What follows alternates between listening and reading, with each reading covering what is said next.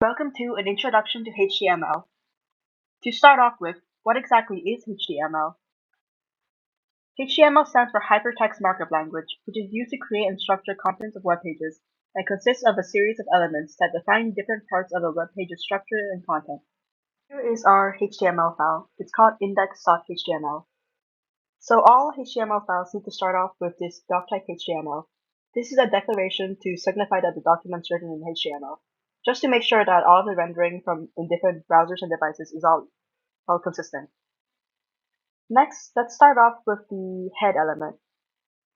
It's a container that only contains metadata and non-visible information. So it doesn't actually display content onto the page, but it provides instructions and information about the page instead. Next, we have meta charset. This is to specify the type of character encoding in a document. So here we are using UTF-8. Next is the title, which is the title of the web page. So it appears in the title bar or the tab, like here, where it says example page. Then we have the link to the styles sheet, which we will cover in the next video. Okay, so now let's talk about the body. The body element contains all of the visual content, so it's everything that the user will see when they visit the page. To start off with, let's look at these H1, H2, and H3 tags. You can go all the way down to H6. These are heading tags, so they're used to define different levels of headings. So H1 is the biggest, being this one. H2 is smaller, and H3 is even smaller. And you can keep going down all the way to H6. Next, we have the P tag, which is for paragraph. You can use paragraphs to write any amount of text that you want. And it can be used to structure and organize content into different paragraphs. One way you can separate paragraphs is through a line break, which is the BR tag. So by putting a line break there, you break the paragraph into a separate line, so it ends off here and it moves on to the next line. Next, let's talk about adding links. So the A over here is an anchor tag. The anchor tag is used to create hyperlinks, so to let you link to other web pages, resources, or documents. And this little href here is the URL that the link points to. So for example, this text example link will be turned into a hyperlink that leads you to the page example.com, like here. Then we have lists. So UL stands for unordered list, which is just bullet points like this. So you can have your list items here. List items are with the tag li, and I've used paragraph to write the text here. OL is similar to UL, but while UL stands for unordered list, OL stands for ordered list. So it will be ordered at like 1, 2, 3, 4. So here you have ordered list 1 and ordered list 2. Let's say you want to add an image to your web page. So the way you can do that is by using the image tag, img, and then the source. So you can normally get the source from your computer. So let's say you have this image that you want to add into your web page. You can drag it into the file section on Replit, and then you can type down the name of the file. And what you can also do optionally is have some alt text, which helps screen readers understand the text.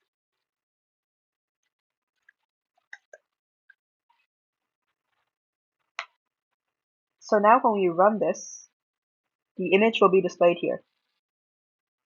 Now this doesn't apply only to images. You can do similar things for video files or audio files. Just replace the source.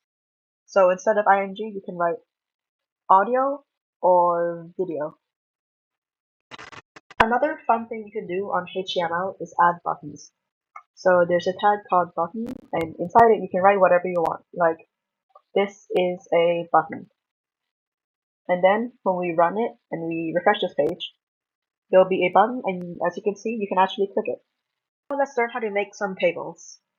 We can create a tag called table, and we'll set its border to 1. So this is inside this table is where we're going to create the rest of the information needed in our table. So to start off, let's make table rows. Those are tr. And let's create some headings for our rows. So let's make a name, and let's make another row that says score. To make another row, we just press TR again, and we can do the same thing here. So let's say, okay, so instead of doing TH, we're going to do TD this time. TD stands for table data, and TH stands for table headers. So let's say Adam scored 88, and we can say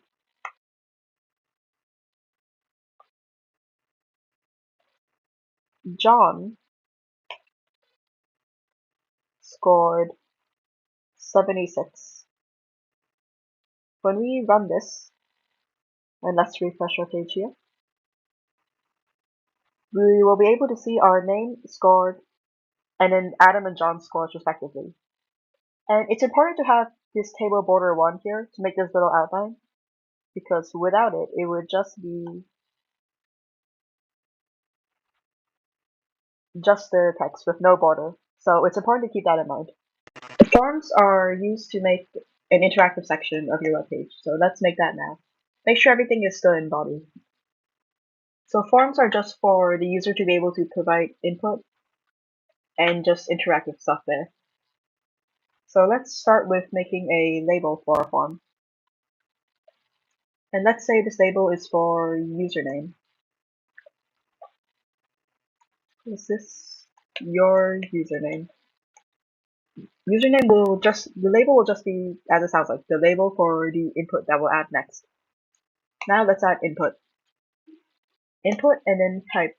There's a lot of different types of inputs that you can use. So you can use text, you can have passwords, dates, numbers, or even files. But for this example, we're just going to use text. Text. And then we need an ID for this, which is useful for CSS or if you're trying to use JavaScript later on. And we also need a name, as you can see here, which is for other form controls. So when the form is submitted, data will be sent to the server, and this name will be needed in the form data. So let's keep the name the same as username. And now when we run our HTML, we go down and you see there's a little section over here where you can add your name, like or John. Another thing you can add in your forms just to make things easier for users is a placeholder. A placeholder is just a short hint or an example to hint to your users what kind of input is expected in the field. So let's say placeholder equals enter your username here. Let's run it here. So now users can see, you can type whatever you need to do. I'm gonna go ahead and add in another line in our forms for password. So same thing as before, label for username. Well, this time will be password. Your password.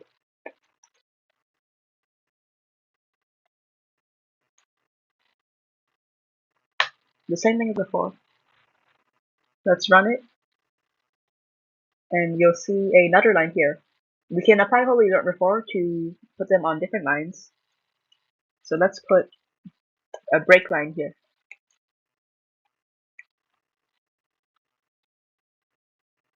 And now they're on separate lines. So let's try using another input type. Let's make a button for submit. So submitting actually has its own input type. So input type equals, you can put button or you can put submit. So let's do submit. Then let's write value equals submit.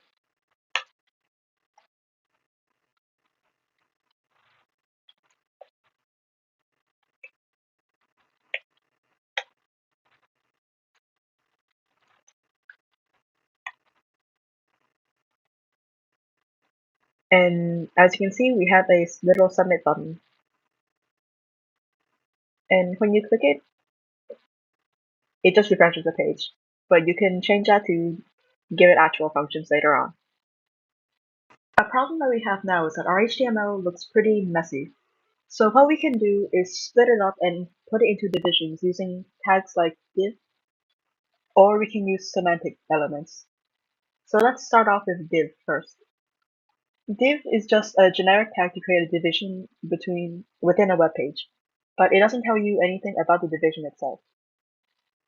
So for example, let's split up this section.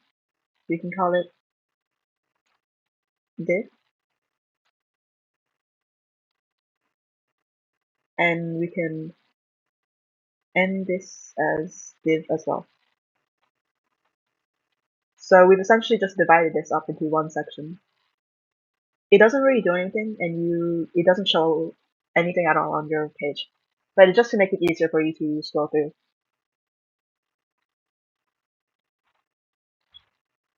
You can also do classes within divisions. So let's say we want to make a division just for our headers. We can do div class equals header. And once again, you won't see anything here, but it just separates this section here into a division called header. But we can also use semantic elements instead, which might actually be more efficient here. So instead of calling it div class header, instead you can just call it header immediately. And then slash header. Once again, there's really no difference at all, but it's just easier for you to look at, and it gives you like more information on what this section is about.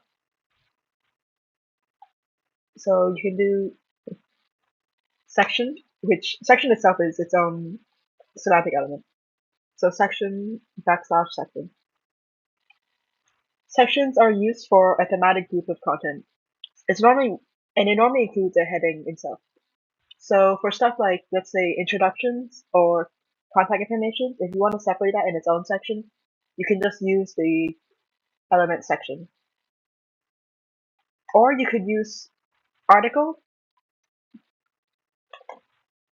which is for independent self-contained content, which should make sense on its own.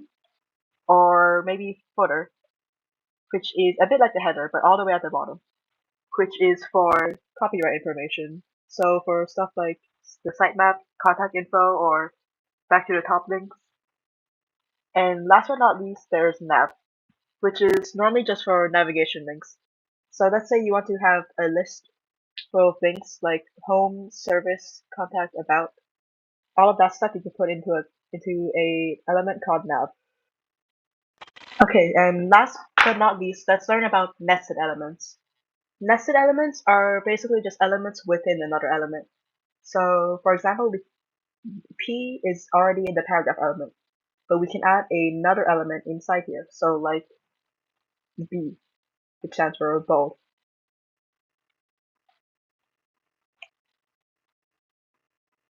It's called nested because it's within the other element, so it's nested inside the paragraph element. There's a few of them, and they're pretty useful to go through, so let's start. First, we can start with italics, which is just I.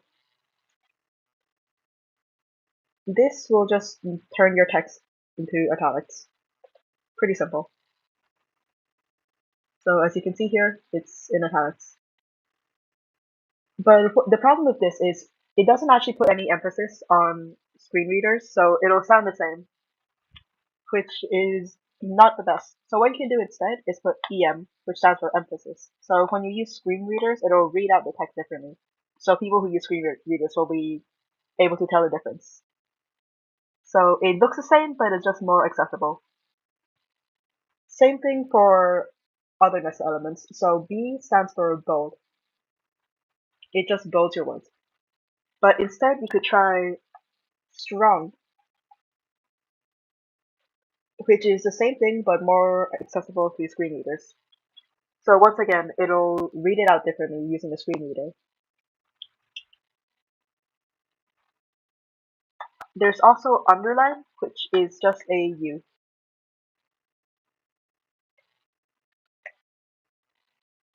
So if we run the code, you can see it's now underlined.